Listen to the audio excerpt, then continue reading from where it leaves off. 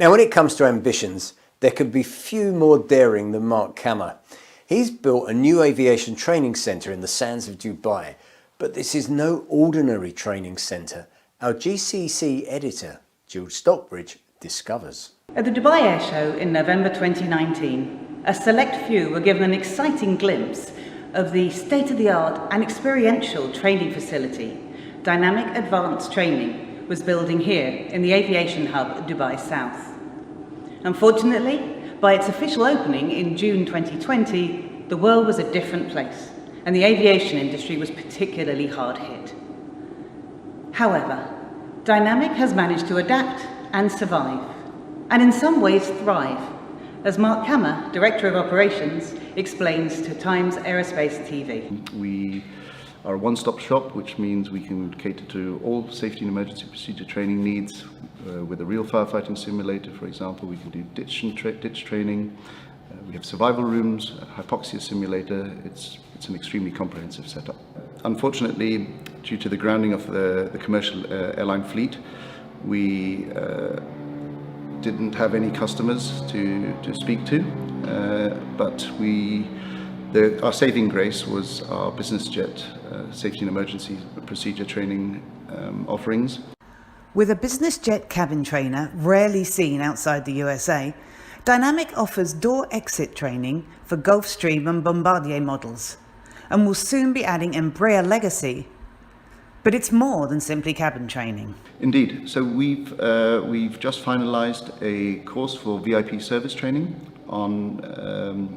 In our facility, we have a similar to an FBO stockroom, which we call the Business Jet Boutique, where cabin crew are able to go through the business aviation and commercial aviation are the same laws of physics apply, but they're complete different beasts. So in business aviation, if you're transferring from commercial aviation, you have to learn the fact that you are responsible for everything. You have to organize the catering, you have to organize possible food. There are client preference lists, there are menus that you have to create, you have to dress the aircraft, you have to obviously do the service itself to a discerning clientele. The facility is incredible, with different experience rooms which range from a crash site in a steamy jungle through to a more Arctic setting, where cabin crew learn survival skills and strategies in hostile environments. I jokingly like to say we're super weaponized learning center.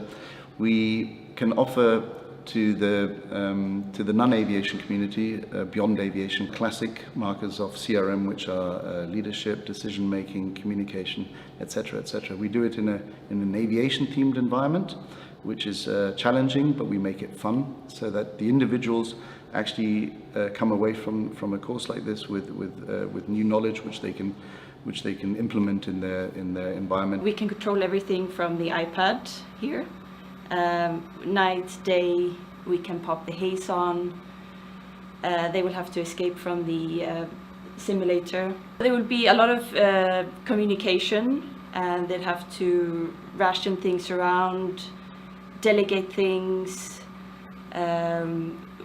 find sources of water, which we actually have in here. They'd have to put up a fire, get the search and rescue. So this is where you could put your team in here and see how they react. The chain of command might change. We can make it pitch dark. People might freak out. The ones that you wouldn't expect to step up would actually step up and lead the group. It's different skills when it comes to the polar opposite. But in the core, it's still the survival training of finding shelter, water, food, and then being rescued. But the cabin training will be key for Mark Kammer and his team. Offering training for virtually all Airbus and most modern Boeing types, the effect is incredibly lifelike. Severe turbulence and ditching procedures can be practiced in what feels like a real situation. Oh yes, and when it comes to evacuating the aircraft in water, Dynamic's realistic pool can offer choppy high waves, gale force winds, darkness and thunder and lightning. We're in talks with various clients at the moment and hope to finalize a couple more contracts shortly. Legacy operators would typically only have training equipment related to their fleet. As an independent operator, we have a much wider range. We want to